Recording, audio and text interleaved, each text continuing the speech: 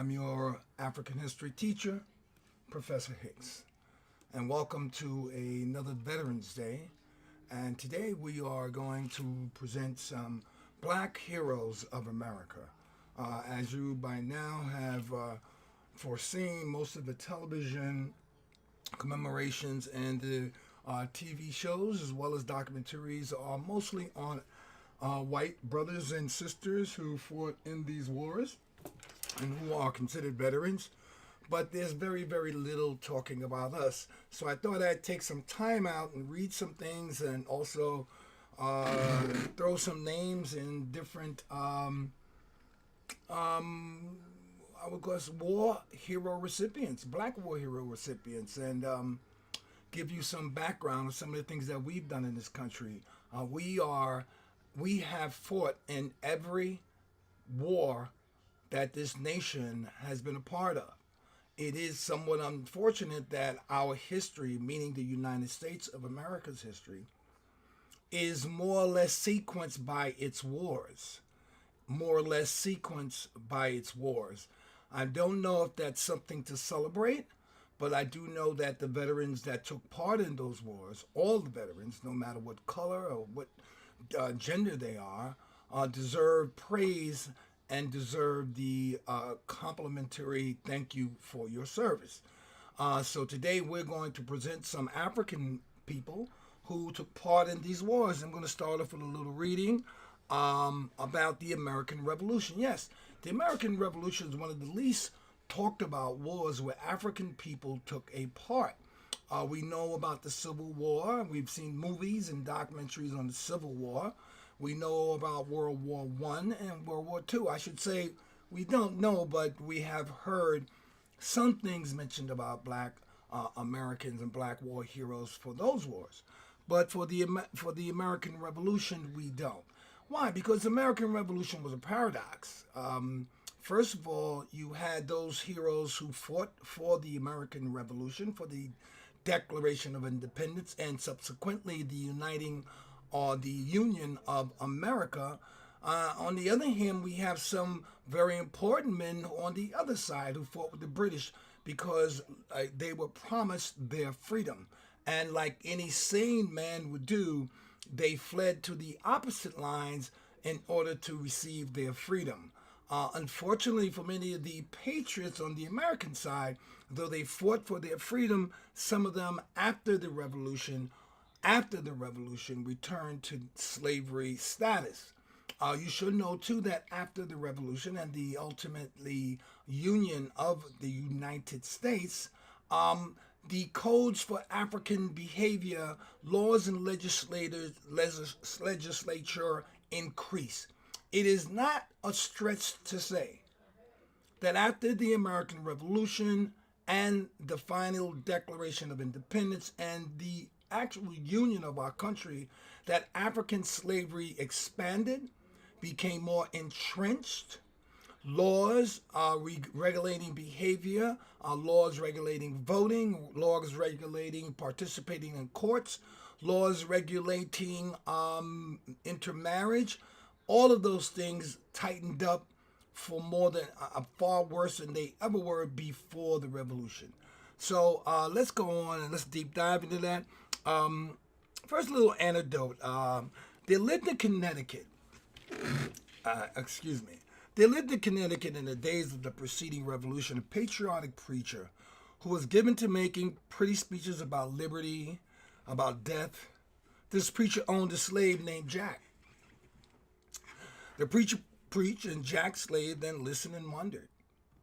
You can imagine what he wondered about, right? One day, Jack went to his master and said, Master, I observe you always keep preaching about liberty and praying for liberty. I love to hear you, sir. I love to hear when you preach about liberty, because liberty be a good thing. You preach well and you pray well. But one thing, Master, I want you to remember. Master, poor Jack ain't free yet. Yes, this was the paradox of the American Revolution. This was the paradox where the paradox weighed its most on the side of a group of people calling themselves patriots. wanters and seekers of freedom, and in the same breath and the same actions repress a whole people for their freedoms, not allow freedom to one section of America, but exalting your freedom at another section or for another part of America. The irony and fate made poor Jack and his master polar symbols of one of history's greatest paradoxes, as I said, the American Revolution. Consider the background of the great event. A colony with 500,000 slaves decides to go to war in support of the theory that all men are created equal and are endowed by the Creator with certain unalienable rights, that among these are life, liberty, and the pursuit of happiness. Consider the prologue. A bold Negro decides to strike a blow for liberty and becomes the first martyr of the revolution. Consider the climax. Black men, some of them slaves, entered the lines and signed the Declaration of Independence with their blood. It was not, as Harriet Beecher Stowe said, for their own land that they fought, even for a land which had adopted them, but for a land which had enslaved them and whose laws, even in freedom, often oppressed than protected. Bravery under such circumstances has a peculiar beauty to it. Harriet Beecher Stowe said that. And many other, as they known, propagandists spoke out against this dichotomy, against this contradiction, against this hypocrisy of the Founding Fathers. We must always remember, while we begin to celebrate the semi-quincentennial, which is coming up the 250th birth of, or should I say, of the Declaration of Independence, the 250th birth of our country, we must remember that our Founding Fathers, no matter how much media, propaganda, books, and documentaries are written by them, most of them were racist and most of them had slaves. Yes, during this celebration, we must remember that. Maybe they had some deeds in their lives that maybe commended some sort of moral applause, but for what they have implemented and what they did, there is no applause for these groups of people. We're going to move forward and do a whole, should I say, series of lessons on this war, the Revolution War, the American Revolution, and what it really, really meant.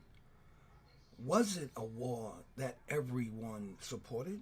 You will find out that is not true. You will find out that just a group of men had some economic interest in mind, pushed other men, inspired other men, included other men, but made sure those other men were never black people. And secondarily, poor people. Yes, poor white people were hoodwinked into this war. You will see that 3/4 of the people in America at the time did not support this separation between Britain and America. Let's move on.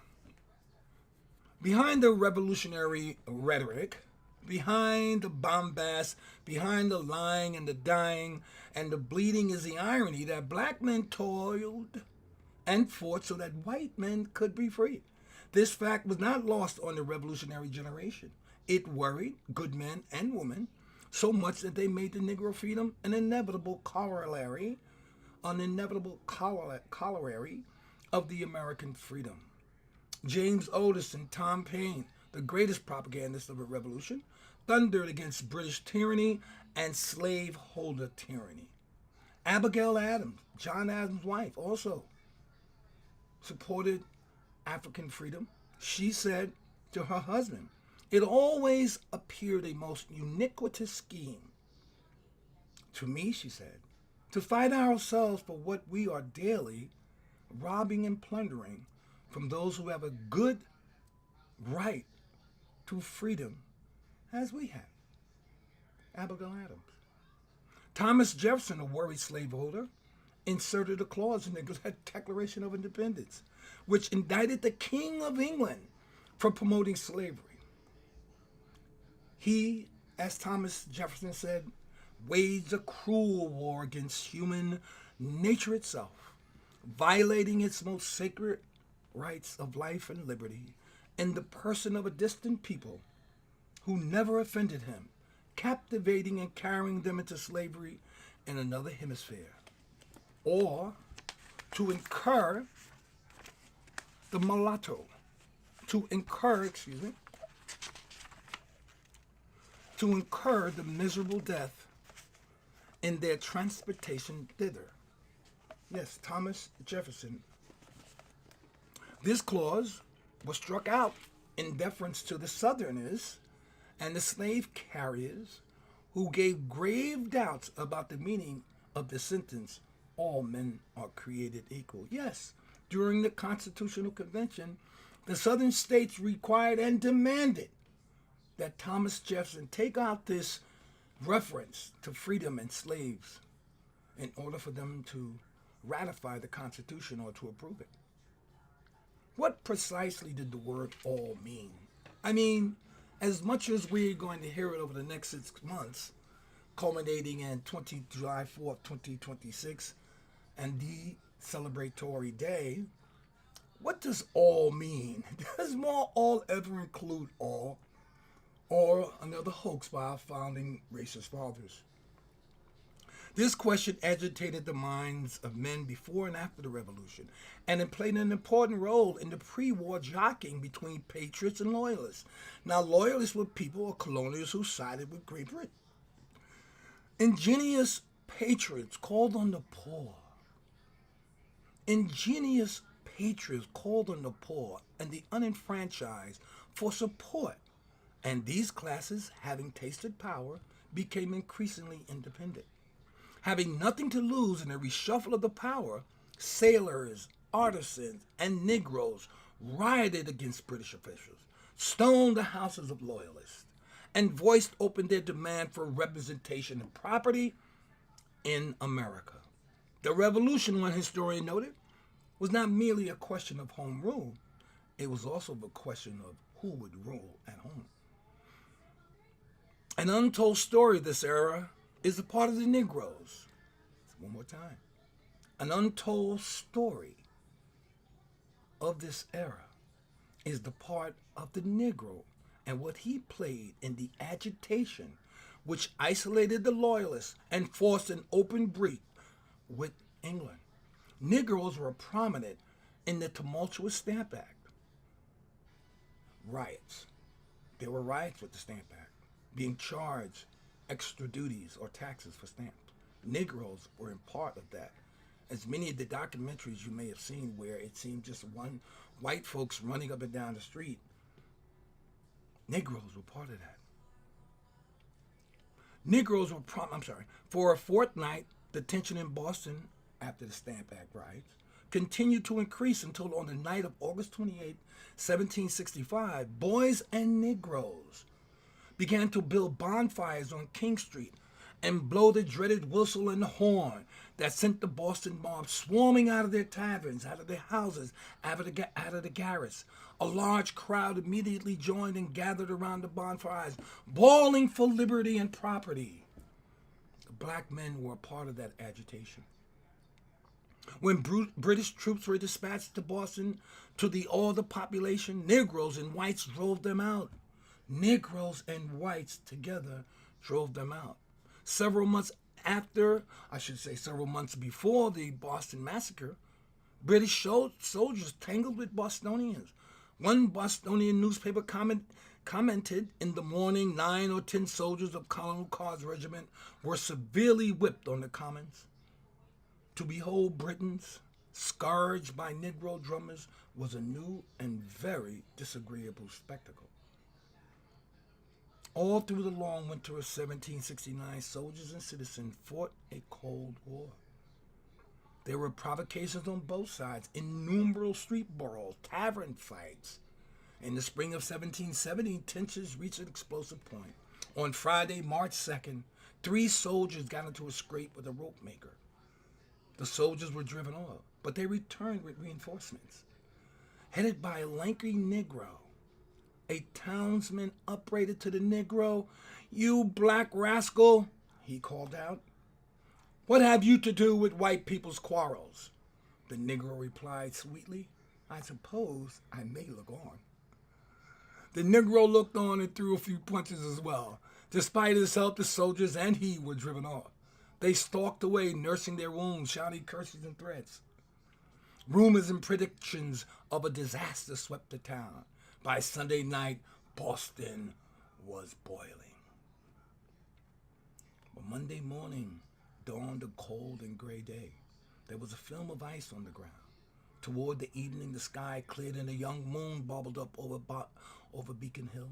Lights and eerie shadows played across the streets, which were filled now with boys and men spoiling for a fight. A little after 8, soldiers emerged from a barracks near the center of town.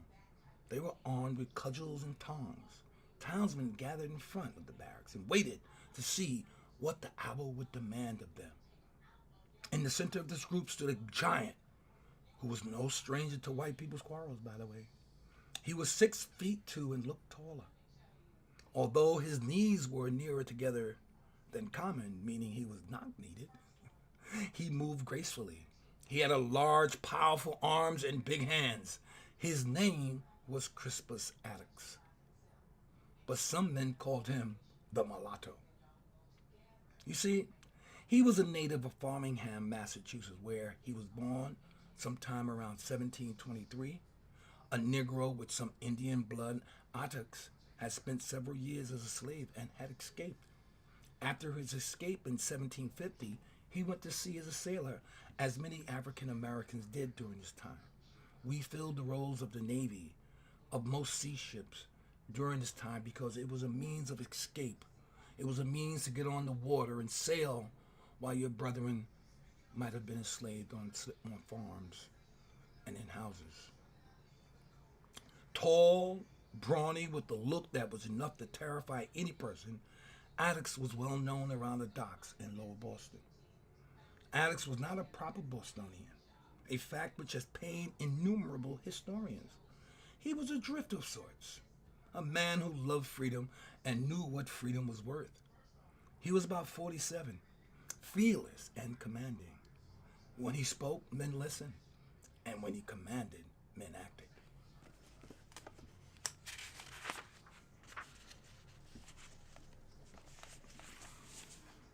The mulatto was the hero on the memorable night of the Boston Massacre. Yes, a black man.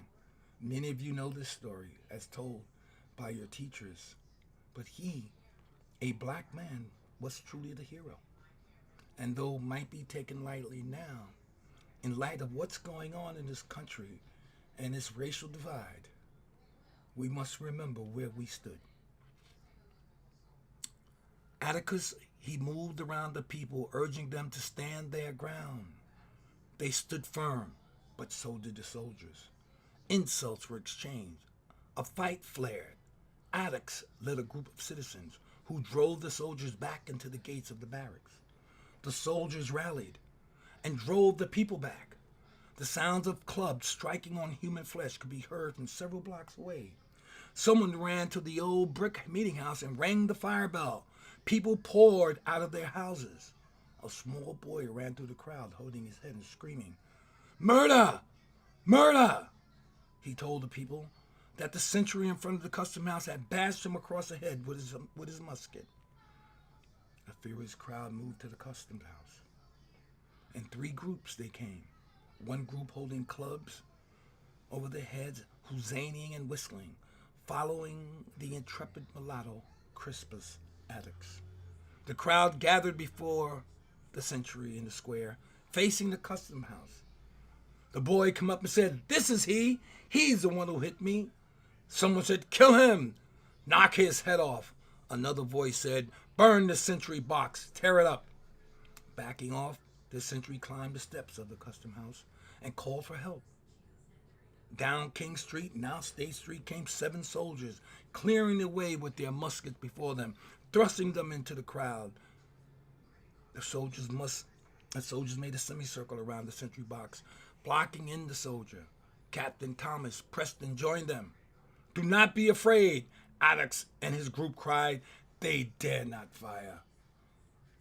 The people took up the cry, "Fire! Fire and be damned!" The bells clanged, the air vibrated with the curses and threats. Fire, the crowd shouted. Fire and be damned.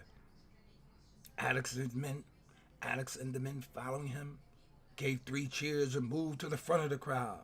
A stick sailed over their heads and struck a Private Hugh Montgomery, who fell back, lifted his musket, and fired. Attucks perched forward in the gutter. Sam Gray, a rope maker, made a step towards Attucks. Another soldier fired. Gray spun around on his heels and fell on his back. When the smoke cleared, several persons lay bleeding in the white snow. The die was cast. From that moment, Daniel Webster, great writer, said, "We may date the severance of the British Empire." John Adams, America's second president, said, "Not the Battle of Lexington or Bunker Hill, not the surrender of Burgoyne or Cornwallis were more important events in American history than the Battle of the King Street on the 5th of March, 1770. 118 years later, a handsome monument was erected to the victims. Poet John Boyle O'Reilly contributed to the spirited poem to the occasion. An honor to Crispus Attucks, who was later and voiced that day. The first to defy, the first to die, with Maverick, Carr, and Gray. Call it a riot or revolution, or mob, or call it crowd as you may. Such deaths have been nations, such lives shall be honored for that day. Excuse me one moment, folks.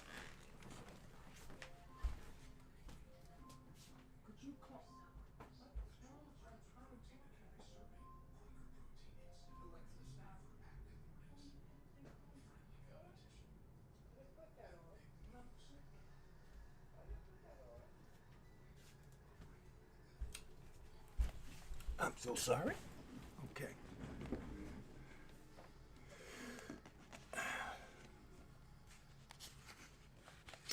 What you just heard was the story of Crispus Attucks, his leading of a mob and his, of course, final death, his martyrdom being the beginning of the American Revolution.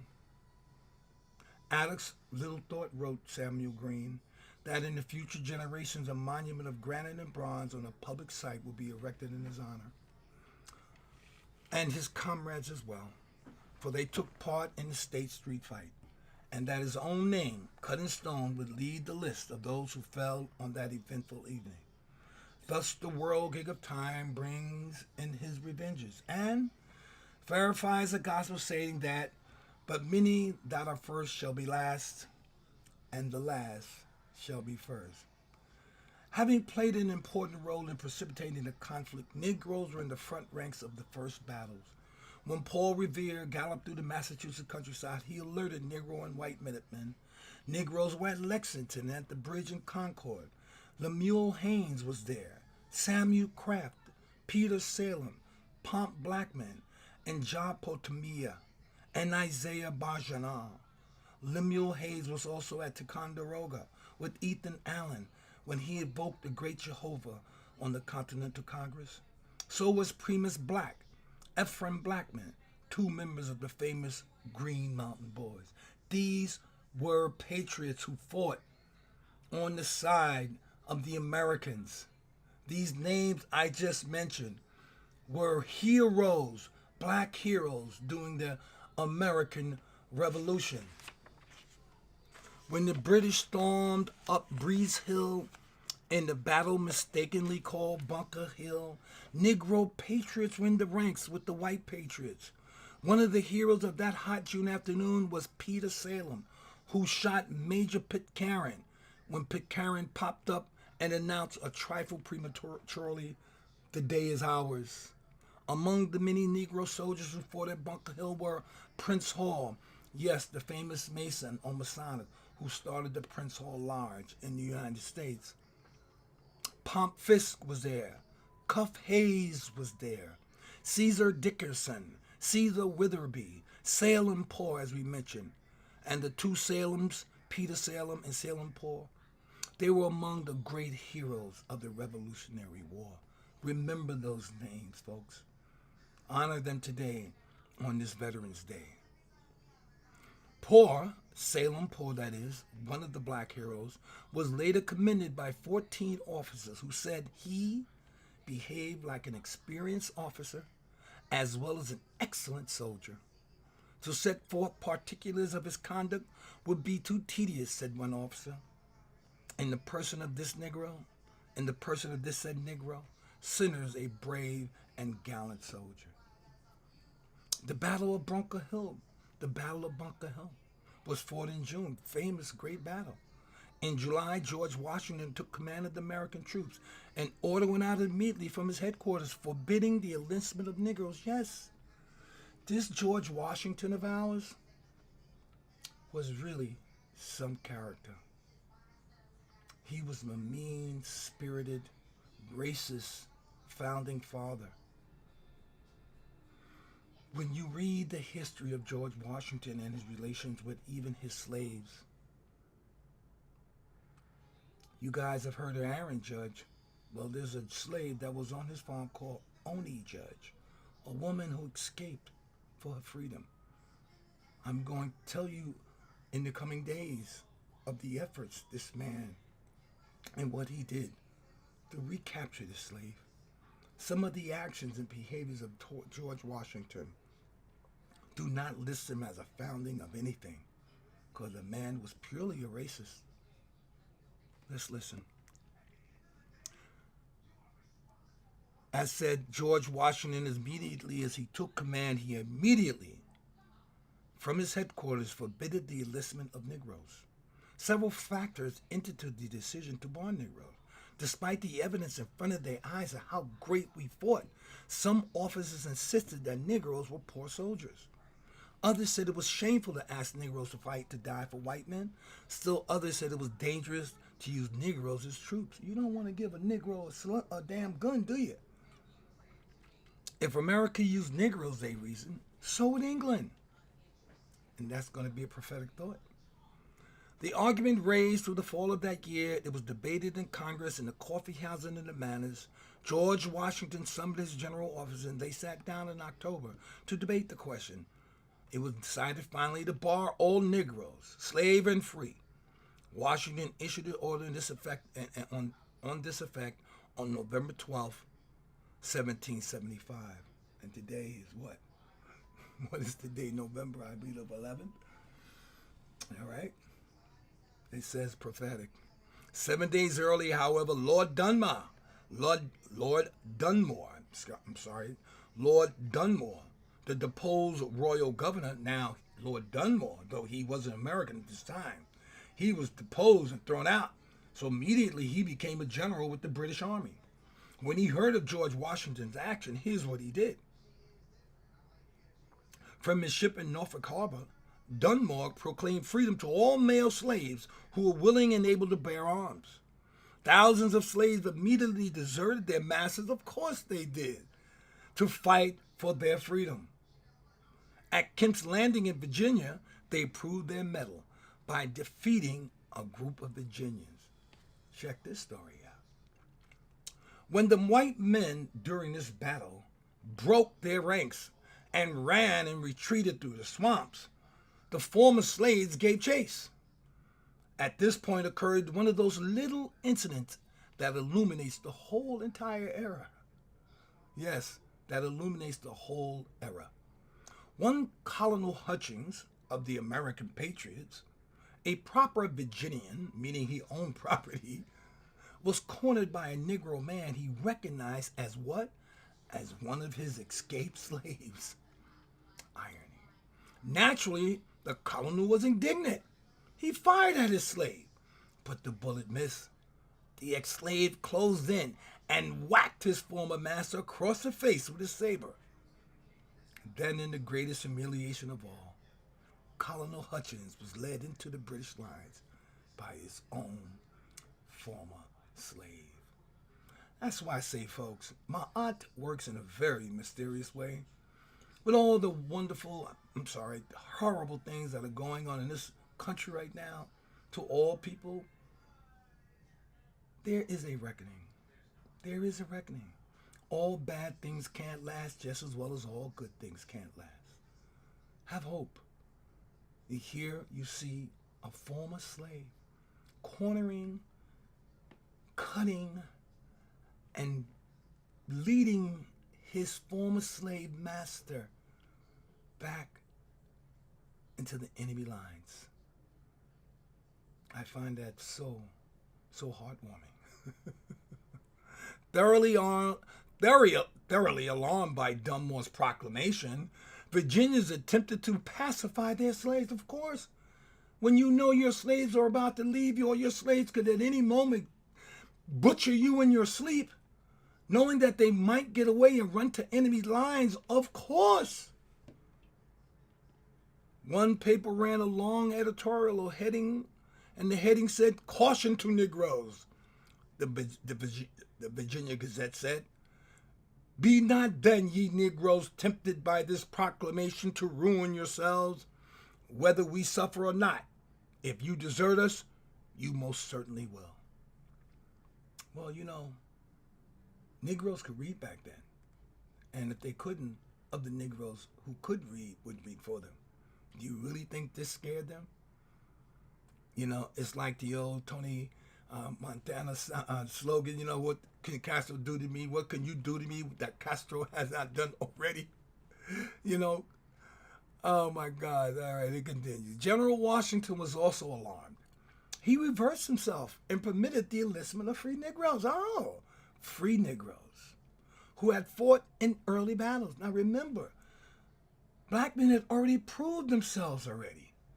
But these insistent white folks, these racist white folks, that's as they do now, voting against their own interests, supporting a person who's now tormenting them at every level. They didn't want the brothers in. So George Washington, in his sensibilities, said, you know what? We got to go back and we got to rescind this order. So he reversed himself and permitted the enlistment of free Negroes. Circumstances, however, made this a moot point. For one thing, it was difficult to coax white men into continental lines. Yes, this is where all the facade and all the bravery and patriotism that we talk about with white folks and how brave they were and how patriotic they were. Listen to this. Circumstances, however, made this a moot point. For one thing, it was very difficult to coax white men into the continental lines. Yes, 3/4 of the country did not support this war. Others had their roles working and trying to support their farms. White men did not have time for this war because much of it might have taken their economic survival. The British had all the ships where most of these white men worked. They worked on these ships. They labored at the ports. They saw no reason to follow these founding fascist fathers because they understood something that we don't understand, that this was the elite, and that the elite had never done anything for them but put poor white people and poor white people in jail. Things for such as things called collect your debt. If you were a debt or if you owed debts in this time, you were thrown in prison. People were being taxed by these committees of Europeans who, because they were given some privilege or some entitlement, they rose above their fellow poor people and began to put committees together to set rules and boundaries on trade and farming rules and laws. People were tired of the roaming elite, as we are now. Why we have a person called Zoran Mondani, because we are being tired of the Wall Street gang, the Democratic Party. It was the same back then. This war that we're talking about, the Revolutionary War, was not a patriotic war for most people. It was for those elites who knew they were going to benefit the most from this Revolutionary War. I go on. Although there were some 1 million men of fighting age, white men, in the colonies, the continental lines never exceeded 50,000 at one time. So at no time during the Revolutionary War were there more than 50,000 men in service. Bounties of land and money were offered to volunteers. Some states even offered bounties of Negroes. Nothing, however, flushed the black sliders. Nothing. Such a dearth of public spirit, Washington said, and want of virtue, such stock jobbing and fertility in all the low arts to obtain an advantage of one kind or another. What he's saying is that I never saw before, and I pray to God I may never see witness this again. The lack of backbone of these white men to come and fight for this cause. Washington went to terrible ordeals in Valley Forge in December 9, 1777, with some 9,000 men. By March of 1778, more than 3,000 of these men, the wonderful Valley Forge thing, right? Of the 9,000, 3,000 men deserted him. These are white men. Do not drink the Kool-Aid. This revolutionary war, this patriotic fervor, this is all a delusion. At the period of time of this war, the general population did not support it, and white men did not want to go to war for elite values. At the Valley Forge, every able-bodied man, Negro or white, slave or free, was welcome into the Continental Army. Washington sent an officer from Valley Forge in 1778 to ask the Rhode Island Assembly to authorize the enlistment of who?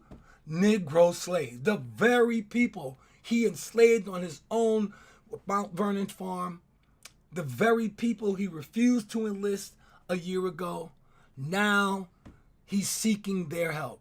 In February, the Assembly took this precedent-shattering step. 2 months later, Massachusetts followed, allowing their slaves to come into the war. By the end of the war, some 5,000 Negroes, slaves and freemen, had shouldered arms in defense of American liberty. There were Negro soldiers from every one of the original 13 states, including racist South Carolina and Georgia. Most of these soldiers served in the integrated units, although there were a few all-Negro groups, notably the ones from Rhode Island, Connecticut, and Massachusetts. Colonel Middleton, a Negro, commanded a group of Negro volunteers from Massachusetts. Several witnesses remarked on the integrated character of the American Army. In the first month of the war, British writers taunted Americans with this jingle. The rebel clowns, oh what a sight, too awkward was their figure. 'Twas yonder stood a pious white, and here and there a nigger. That is a taunt that the British soldiers made of the American patriots. A Southern soldier serving in the army around Boston in 1775 wrote, "Such sermon, such Negroes, such colonels, such boys, and such great-great-grandfathers." A few years later, a Hessian officer said, "The Negro can take the field instead of the master, and therefore no regiment is to be seen in which there are not Negroes in abundance. And among them there are able-bodied, they are strong, and they are really brave fellows." Speaking of the black men who fought against him in the American Revolution. Hessian soldiers were German soldiers who were enlisted by the king. By the King George. King George, you should know, had some ancestry in German. He also was married to a black woman, you should know, and we're going to talk about Queen Sophie. Yes, King George, the King of England during the American Revolution, was married to a black woman. And we're going to talk about Queen Sophie. Negro soldiers fought in practically all the big battles of the American Revolution. They were at Monmouth, Red Bank, Saratoga, Savannah, Princeton, and Yorktown. 2 Negroes, Prince Whipple and Oliver Cromwell, made the famous Delaware Crossing. Another Negro participated in the daring capture of General Prescott in Rhode Island. Negro soldiers fought, and they fought brilliantly. A memorable tableau of the war is of the bloody battlefield of Eutaw, South Carolina, where Negro soldier and British soldier were found dead next to each other, impaled on the bayonet of the other. Impaled on the bayonet of the other. At the Battle of Rhode Island, a regiment of Negro soldiers repulsed the vaunted Hessian 3 times. Had they been unfaithful, one soldier said, or even given away by the enemy, all would have been lost. No less valiant were the heroic defenders of Fort Griswold in Connecticut. When the British officer Major Montgomery was lifted over the walls, a Negro soldier by the name of Jordan Freeman ran him through with a pike. Then when Colonel Ledyard was murdered with his own sword, Landbart Latham, another African, immediately avenged the death by slaying the British officer right on the spot. Redcoats pounced on Latham, who fell dead, pierced by 33 bayonet wounds. 33 bayonet wounds. Negro seamen, sailors, and pilots distinguished themselves in the infantry navy, and the infant navy, I should say. Cesar Tarrant piloted the Virginia vessel, the Patriot, and was cited for his gallantry in action. Captain Mark Starling, the only Negro naval captain in Virginia's history, made a daring night raid on British vessels in Hampton Roads. Ironically, Starling was reclaimed by his master after the war and died in slavery. These white people are vicious. These white people there's just no depth that they have not deep, that they have not stepped. There were also Negro spies and undercover agents in the Revolutionary War. A slave named Pompey was largely responsible for Anthony Wayne's capture at Stony Point, New York in 1779. Feigning ignorance, he obtained British passwords and helped a detachment of Americans overpower British lookout. Perhaps the greatest of all Negro spies was James Armistead, a Virginian who helped trap Cornwallis. General Lafayette told Armistead to go into Cornwallis' camp and learn his strength and battle plans. Armistead was so successful that General Cornwallis asked him to spy on Lafayette. The Negro spy shuttled between the British and American camps, carrying false information to Cornwallis' camp and bona fide information to Lafayette. Every schoolboy knows that Lafayette and Kosciuszko answered America's call for help. Not so well known is the fact that Negroes from Haiti came to America to fight. The same Haitians who this country occupied, repressed, and demanded millions of dollars in reparations for nothing but saying they got their ass kicked. Yes, when the Haitians kicked the British, kicked the French, the Spanish, and the Americans out, they hogtied them by saying, you owe me money now if you want your freedom. The Haitians, who called themselves the Pontages Legion, did a yeoman service at the siege of Savannah and helped prevent the rout of American forces. Haitians. More than 100,000 Negro slaves received their freedom as the direct result of this war for freedom. Apotheca believes, a historian by the way, Apotheca, believes that at least 100,000 voted with their feet. Some of these slaves made their way to Canada or Florida. Others took refuge in Indian camps. Still others were befriended by the British. When the Redcoats embarked in 1782 and 1783, several thousand Negroes went with them. A large number of escaped slaves hid in the swamps and made guerrilla raids on their former masters. Yes, we fought back from the day we got on the ships to the day we got off. In 1781, a Virginia slaveholder wrote, "We've had most alarming times this summer, all along the shore, from a set of barges manned mostly by our own Negroes who have run off. These fellows are really dangerous to an individual singled out for their vengeance whose property lay exposed. They burnt several houses." As late as 1786, a group of ex-slaves who called themselves the Kings of England soldiers were fighting guerrilla actions against the slave owners along the Savannah River in Georgia and South Carolina. In addition to slaves who escaped, or were freed for service in American forces. Thousands were manumitted by slaveholders and infected by the magic of the Declaration of Independence. Philip Graham of Maryland freed his slaves in 1787 and said the holding of his men in bondage and slavery is repugnant to the golden law of God and the unalienable right of mankind, as well as every principle of the late glorious revolution. This is a white man who released his slaves, living up to a value that can only be held up by God himself or herself. All right, so I'm going to stop right there. There's more, but we're going to stop. I'm going to run a list of more current events and issues of black people and black men particularly who fought for this country and died for this country, a country that still continued to enslave them. Let's go to the next portion of this and we're fine. I'm not looking at time today. Hopefully some of you want to come back to this later and listen and hear about these black heroes of the war of Americas. So let's talk about some of these black heroes of the Revolutionary War. And we're going to move to some more current war with other black heroes.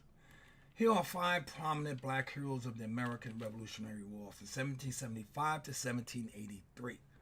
All right, along with what made each one significant. We talked about Crispus Attucks, a man of African and Native American descent, formerly enslaved in Massachusetts. He was widely regarded as the first person killed in the American Revolution during the Boston Massacre of March 5th, 1770. His legacy became a martyr for liberty and a symbol of black participation in America's struggle for independence. Peter Salem, we talked about him, 1750 to 1816, formerly enslaved man from Framingham, Massachusetts, who earned his freedom by joining the Continental Army. He was credited with killing Major John Pitcairn during the Battle of Bunker Hill, a turning point in the war. He's honored for his bravery. His image appears in many Revolutionary War paintings. James Armistead, we spoke about him, the spy, enslaved in Virginia, who volunteered as a spy for the Continental Army. He worked as a double agent under General Lafayette, infiltrating British lines and passing vital intelligence that helped secure American victory at Yorktown. His legacy is that he freed after the war, granted land, took the surname Lafayette in honor of Marquis de Lafayette, who helped gain him freedom. Now, you should know that Marquis Lafayette was loaned to the American war by the French. He was a French officer who came to America and helped in gaining the independence and beating, or should I say, helped winning the war for the Patriots. Prince Whipple, 1750 to 1796. He was an enslaved African who came to New Hampshire and served under General William Whipple, a signer of the Declaration of Independence. He fought in several battles, including the Battle of Saratoga. He was often cryptically depicted in famous paintings of Washington crossing the Delaware, representing black patriots' symbolic presence in the Revolution. Salem Poor, we talked about him already. Born enslaved in Massachusetts, purchased the freedom before joining the militia.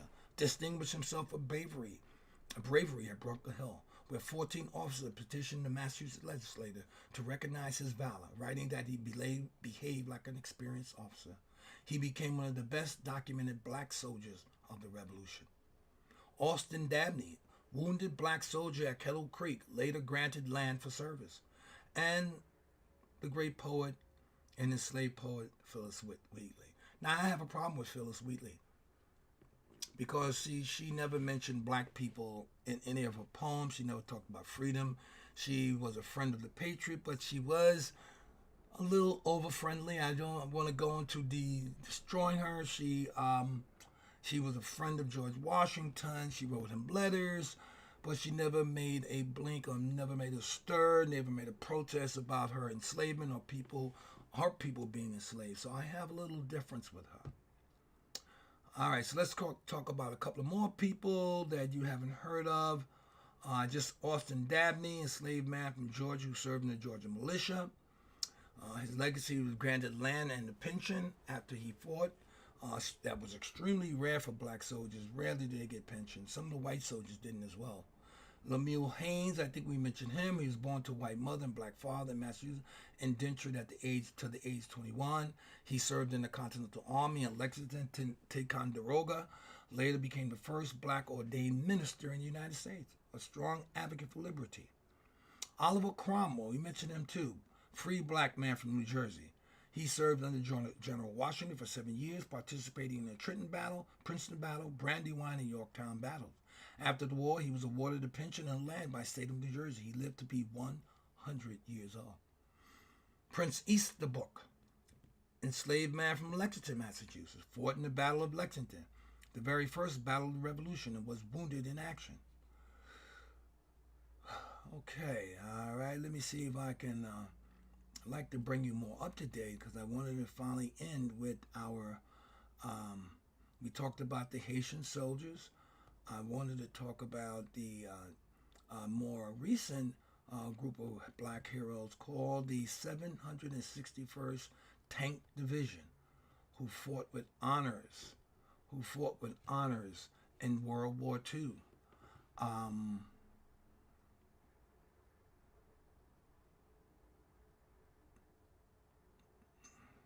Let's see if I can find this for you without too much fanfare. The Tank Division, I had it actually prepared, and it's not showing up as I would, so don't know what's going on with mine. But we should know that there was a 761st Tank Division that did some great things in World War II. I can't seem to find it, so I'm not going to keep you. We've been on already for about an hour or so, and since I can't find it, I'm not going to hold you. But I think we've said enough about our folks and some of the things that they did during this War of Revolution. And I will urge you to look into the 761st Black Battalion. I've mentioned them before, and I wanted to give you some details about some of their members of that tank battalion and some of the heroic things that they did. But maybe tomorrow I can stop by and finish it off a couple of minutes and I'll give you more. But for today, we're going to end it here. And I'm going to say ashe to you. Enjoy your day. For veterans, we thank you all for your service, though I hate that corny line, but I mean it. All of my family, my father, my wife's father, my cousins and my uncles, my daughter was in the service. We come from a very service-laden family, all right? And I'd like to say ashe to all the servicemen, particularly those black men who don't get recognized, but generally for all servicemen who serve this country. And with that, ashe.